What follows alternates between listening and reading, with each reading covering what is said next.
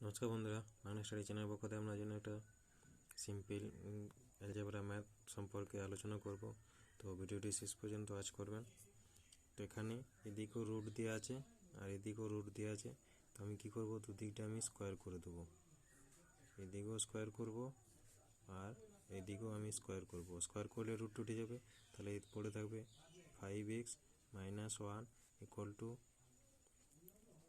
3x + 9। X দিয়ে গেলে একদিক করবো, 3x এদিকে নিয়ে আসবো, তাই 5x, 3x প্লাস আছে, মাইনাস করবো 3x = 9। 1টা এদিকে মাইনাস আছে, এদিকে আছে প্লাস হবে 1। 5x থেকে 3x বাদ দিলে কত হবে 2x, 2x = 10। তাহলে এক্সের মানটা হবে কত, x = 10/2, 2 5, তাহলে x = 5। এটা হচ্ছে আমার রাইট অ্যান্সার।